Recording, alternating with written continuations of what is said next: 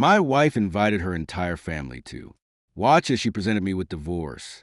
Papers on my birthday surprise I'm leaving you for someone who isn't a disappointment. Her father laughed. We never thought she'd actually marry someone so beneath her they had champagne ready to celebrate my devastation. I smiled calmly, signed the papers, and left a day. Exactly 6 months later, she was sleeping in her car outside my house, begging to talk in her frantic please answer texts. I never thought I'd be typing out something like, "This part of me still can't believe this actually happened, but here we are.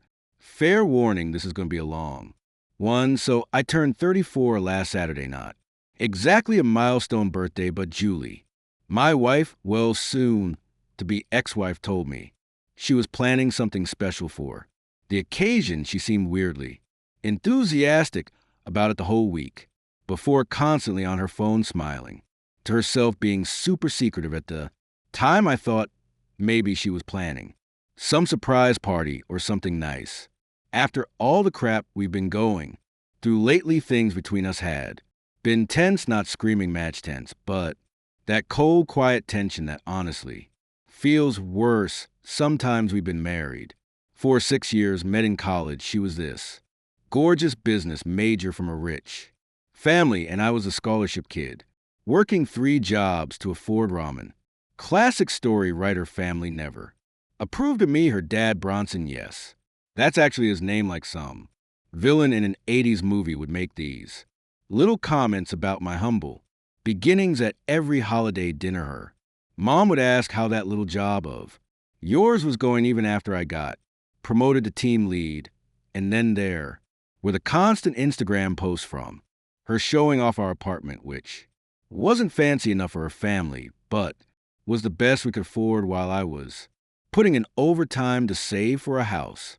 Julie kept posting these captions about making the best of things, or simple living, like we were some charity case, always comparing our life to her cousin Nova, who married some hedge fund guy and lived in a damn mansion the last few months. Julie had been spending more time with her family, coming home late from work events, smelling like expensive cologne. She'd get these texts that made her smile in a way she hadn't smiled at me in months. I'm not an idiot. I had suspicions, but I kept thinking if I just worked harder, got that promotion, maybe things would get better. So back to my birthday, I came home from work. Yes, I had to work on my birthday. Welcome to adult life, and the apartment was empty. Julie texted saying to meet her at her parents' place for my surprise. Already weird, since her parents' house was the last place I'd want to celebrate anything but whatever. I figured maybe she was trying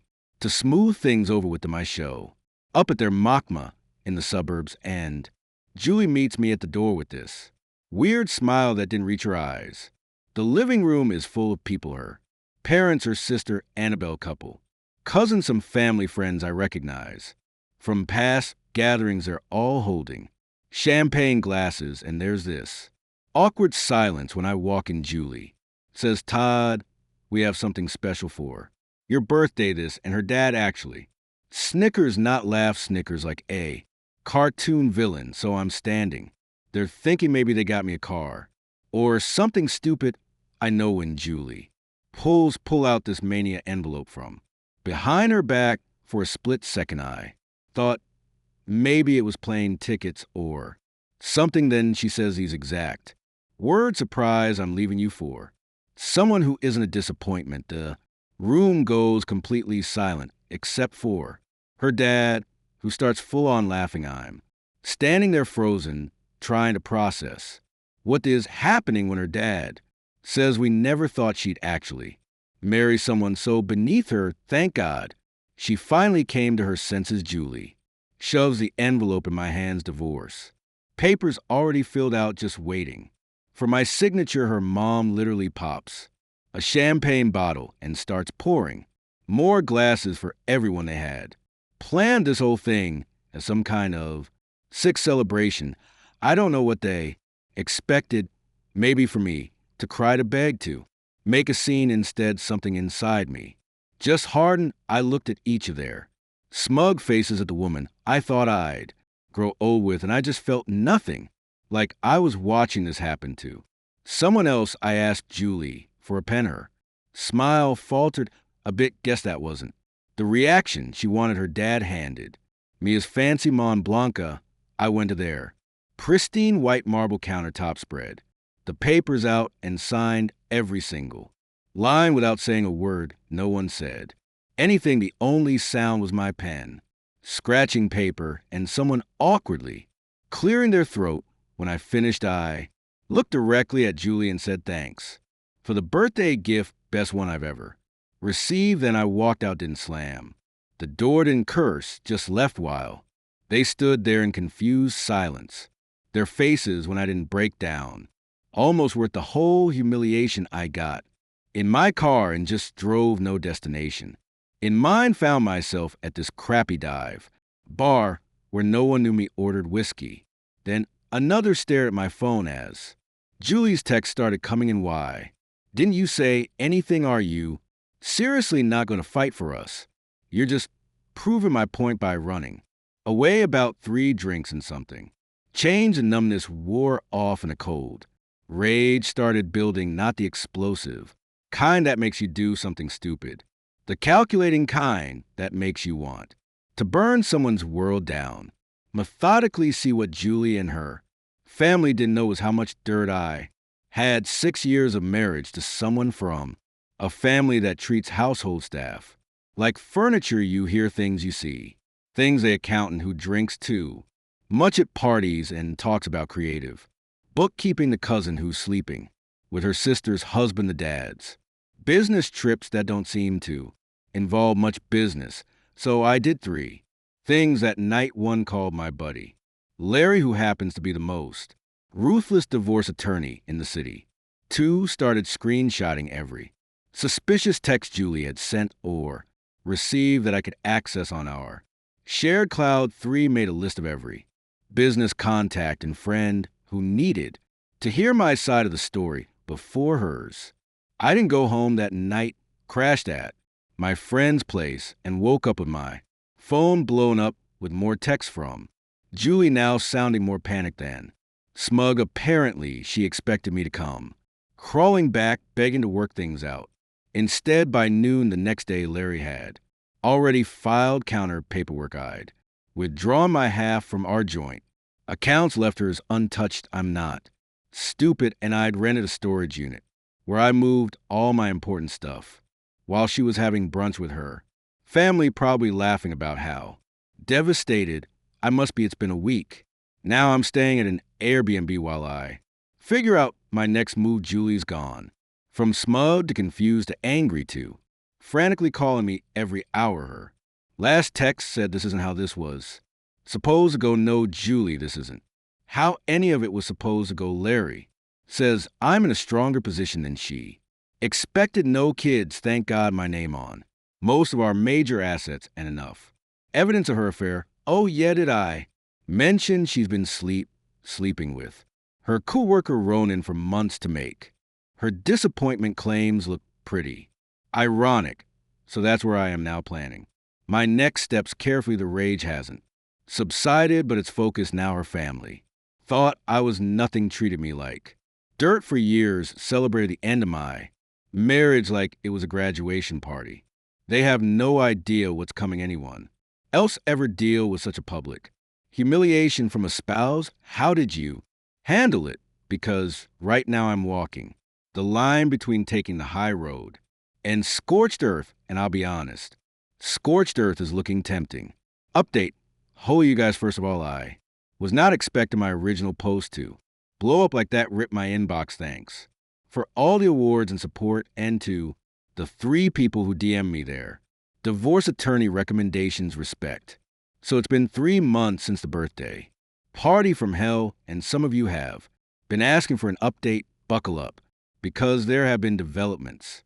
Where to start, I guess, with the bombshell I discovered 2 days after my last post. So I'm going through our shared cloud storage to download photos I wanted to keep before Julie could delete them, and I stumbled across a folder called Work Presentation. Weird thing is, it was created around the time Julie started acting sketchy, being the suspicious bastard I clicked on.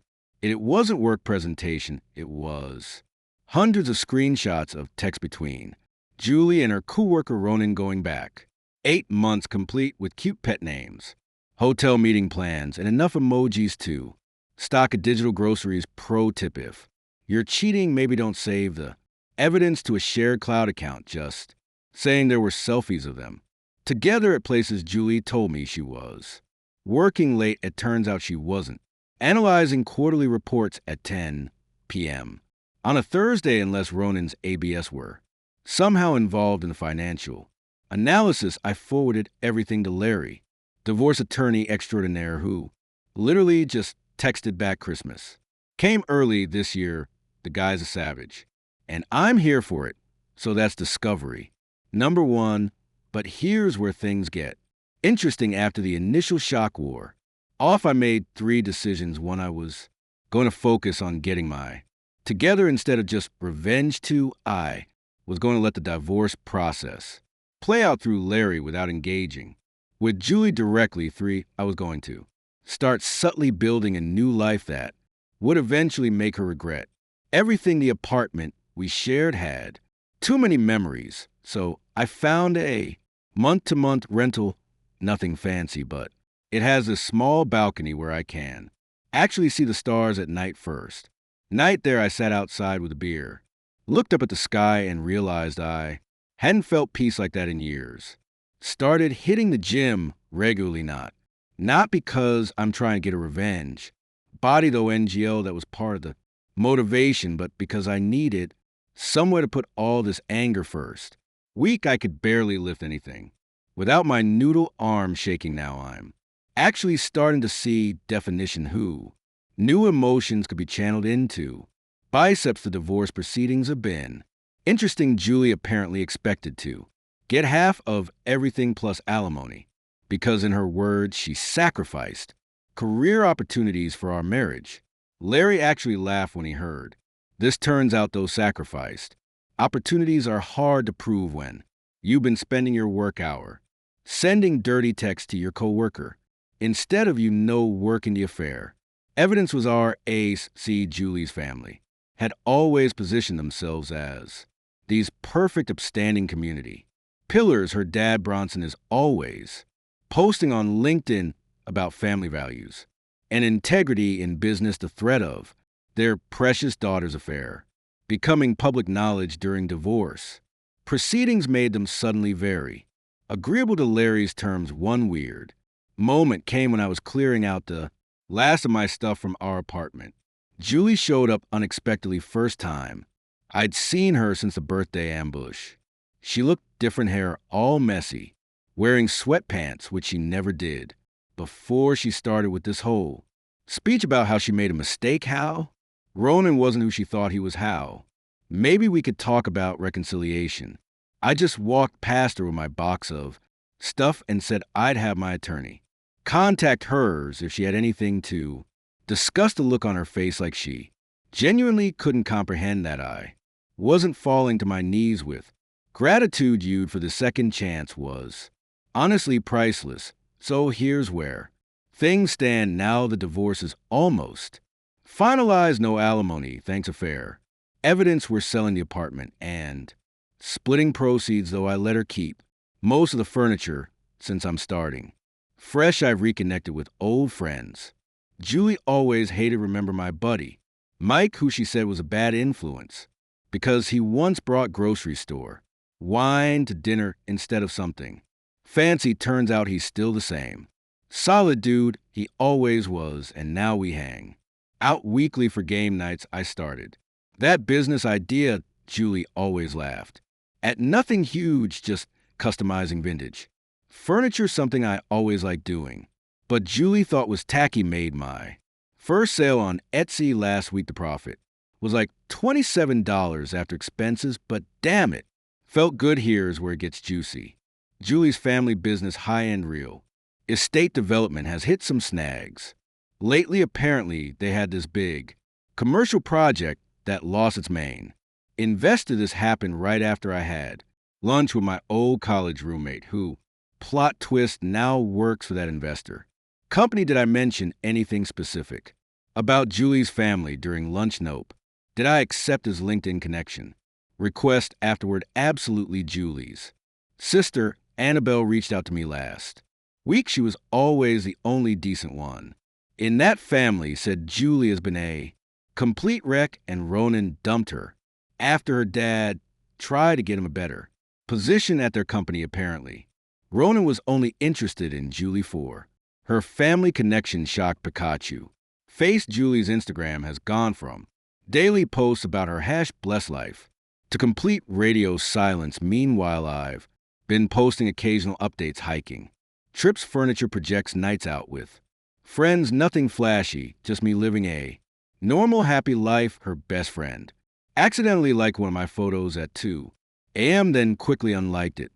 So I know their watching last night was what would have been our anniversary. I was sitting on my balcony scrolling through Twitter, feeling pretty okay actually, when my phone lit up with a text from Julie. I know you probably hate me, but I can't stop thinking about where we would be if I hadn't ruined everything I miss. Your terrible jokes and the way you always made coffee for both of us even when we were fighting the apartment feels so empty now. Ronan was a mistake. My family was wrong. I was wrong. Please, can we just talk? I'm not above begging. At this point, I stared at that text for a full hour, typed and deleted about 15 different responses. In the end, I just put my phone down and went to bed without replying. The thing is, 3 months ago, I would have given anything to get a text like that from her. Now, I'm not even sure what I want any more than the anger is still there, but it's different now. Less consuming. This morning, I woke up to find she'd sent 5 more messages overnight, each more desperate than the last. The final one just said, I'm parked outside your building. Please come down. I looked out my window, and sure enough, there was her white Audi in the visitor parking. She was just sitting there, looking up at the building. I closed the blinds and made coffee. What would you do? Part of me wants to hear what she has to say. Another part thinks opening that door, even a crack, would undo all the progress I've made. And a small petty part that I'm not proud of wants her to feel exactly what I felt that day at her parents' house. Life is weird, man. 3 months ago, I thought my world was ending. Now, I'm actually starting to think whatever comes next might be better than what I had before. Final update. I never expected to be writing a 3rd update to this saga, but life keeps throwing curveballs. For those just tuning in, check my post history for the full backstory. Basically, my ex-wife Julie ambushed me with divorce papers at my birthday party in front of her entire family, who literally popped champagne to celebrate getting rid of me. Classy stuff. So it's been exactly 6 months since that lovely birthday surprise. A lot has changed. I moved out of that month-to-month rental into an actual house. Nothing fancy, just a small 3-bedroom in a decent neighborhood with a yard where I can finally get a dog. More on that later. The divorce was finalized 2 months ago with surprisingly little drama in the end. Julie's family lawyer folded like a cheap lawn chair once Larry showed the receipts of the affair. My furniture side hustle has been doing okay, not quitting my day job okay, but enough to fund my coffee addiction and pay for streaming services. I've got regular customers now who specifically request my style. Still weird to think people actually like the stuff Julie used to call tacky garage. Sarah rejects anyway. I was having a pretty normal Thursday night, ordered pizza, binging that new series everyone's talking about on Netflix. Honestly, it's mid, but I'm too invested to stop now. When my Ring doorbell notification goes off at like 11:30, I check it, thinking it's probably some drunk neighbor who got the wrong house again. Instead, I see Julie's car parked across the street, just sitting there, lights off. At first, I thought maybe she'd drop someone off, but the car didn't move for over an hour. So I did what any normal person, ignored it and went to bed. But I couldn't sleep knowing she was just waiting out there around 1 o'clock in the Morning, I checked the camera again, and her car was still there. That's when my phone started blowing up with text Todd. Please, I know you're home. I just need 5 minutes. I've been trying to reach you for weeks. Please answer. I've made a horrible mistake, and the kicker. That actually made me get out of bed. I've been sleeping in my car for 2 days. I have nowhere else to go. I went to the window, and sure enough, I could see her, reclined in the driver's seat of her Audi, the same car her daddy bought her for her 25th birthday that she once told me was entry level, even though it cost more than I made in 6 months. I debated what to do. Part of me, the petty part, wanted to just close the blinds and let her enjoy her car camping experience, but I'm not actually a monster. So I threw on sweats and a hoodie and went outside. The look on her face when I tapped on her window was rough. Her makeup was smeared, hair unwashed, wearing what looked like the same clothes from her last Instagram post 3 days ago. She scrambled to unlock the door, almost falling out in her rush to talk to me. First thing I noticed was the smell, not like booze smell, but that stale fast food and desperation smell you get from living in your car. Second thing I noticed was she'd lost weight. Like a lot. Julie was always thin, but now she looked almost gaunt. She started rambling immediately, half crying, half talking. It took a minute to make sense of what she was saying. Apparently, Ronan, a fair guy, wasn't just sleeping with her. He was also funneling information about her family's business to competitors.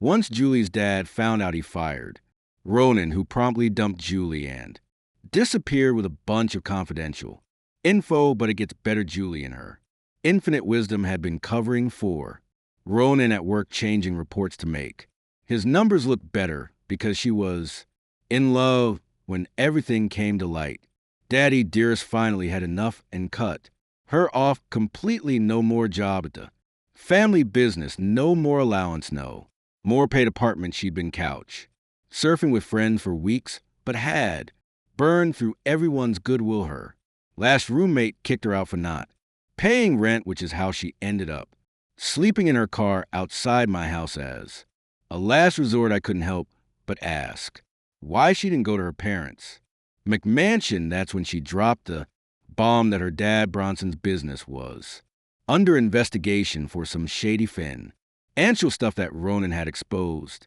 Turns out Mr. High and Mighty had been cutting corners and cooking books for years. Their assets were temporarily frozen, and they'd had to downsize dramatically while the investigation continued. The karmic justice was almost too perfect. I invited her inside, not because I was considering taking her back, but because it was cold and I didn't need a hypothermic X on my conscience. She walked in and immediately started crying again, this time about how nice my place looked. It's literally just normal furniture with actual plants I've managed to keep alive, but compared to her living in a car, I guess it was the Ritz. We sat at my kitchen table, and I made coffee while she talked. The whole story came pouring out how her parents had pressured her into the divorce after finding out about Ronan, convincing her she could trade up while taking half my assets. How they'd planned the whole birthday ambush as a way to humiliate me, so I'd sign quickly without fighting. How she'd realized within weeks that she'd made a terrible mistake, but her pride kept her from admitting it. She actually said, and I quote, "I thought you fight." For me, that's when I laughed, not meanly, just the absurdity of it all. She orchestrates this public humiliation, tells me I'm a disappointment, serves me divorce papers on my birthday, and expected me to beg her to reconsider, write a heartfelt letter about how I couldn't live without her. I asked her what she wanted from me now. More tears, and she laid it out. She wanted to try again. She'd learned her lesson and grown as a person in 6 months. Apparently, she had nowhere to go, no money, no job prospects. Her EXP endive degree was useless without Daddy's connection. She thought maybe she could move in with me while we figured things out. I let her finish, then I did something that surprised even me. I thanked her for the Divorce for showing me exactly who she and her family were for forcing me to rebuild my life on my own. To the past 6 months have been hard, but also weirdly liberating. For the first time since college, I was making choices based on what I wanted, not what would please her or impress her family. She stared at me like I'd grown a second head. Then came more tears and bargaining. She'd do anything to fix things she'd changed. She never appreciated what she had. I told her she could crash on my couch for one night because it was late and I wasn't sending anyone out to sleep in their car, but in the morning she needed to figure out her next steps that didn't involve me. The look of shock on her face was almost comical. I don't think Julie had ever been told knowing her entire life. Morning came and I made breakfast because that's just what decent humans do while we were eating. Her phone rang. It was her dad. She put it on speaker's, habit, I guess, and I heard Bronson's voice for the first time since the birthday party. Gone was a smug condescension replaced by something I'd never heard from him before. Desperation. Their business was barely hanging on. Investors were pulling out left and right. They needed help from someone with connections in the industry, and Julie had mentioned I'd been doing well. He actually asked if I would consider meeting with him to discuss potential opportunities for mutual benefit. I almost choked on my coffee. The same man who laughed at me for being beneath his daughter was now proc ally begging for my help. Julie looked at me with this weird mix of hope and embarrassment. I told Bronson I wasn't interested in any business arrangements with him, but I knew someone who might be able to help. Mia, the woman I've been seeing for the past month, she's actually brilliant at helping struggling businesses rebuild their reputation. Just friends so far, but honestly, the healthiest relationship I've had in years. There was a long silence on the phone. Then Bronson asked for her contact information. I gave it to him, ended the call, and looked at July. The realization was dawning on her face that not only was I not taking her back, but I'd moved on. She left an hour later with a backpack of essentials and an tuber to her sister Annabelle's place, who'd agreed to let her stay temporarily. As she was leaving, she asked if I would ever forgive her. I told her I already had, not for her sake, but for mine. Holding on to anger was exhausting, and I had furniture to refinish and a dog to adopt. Speaking of which, meet Max, the three-legged rescue pit bull I adopted last weekend. Tax included in post. He drools on my couch and steals my socks, but he's the best decision I've made in years. So that's the end of the Julie saga. 6 months from Champagne, celebrating my devastation, to sleeping in her car outside my house. Life comes at you fast. I don't know what happens next for her. I hope she figures her out. I hope her family learns something from all this, but mostly I'm just looking forward to all the things I never got to do when I was trying to fit into their world, traveling without worrying about luxury accommodations, making furniture without being told it's embarrassing, getting a dog that sheds all over everything. For those who followed this whole crazy story, thanks for support, the advice, and occasionally calling me out when I was being a dick. It helped more than you know anyone else come out the other side of a nightmare and realize it was actually the best thing that ever happened to you.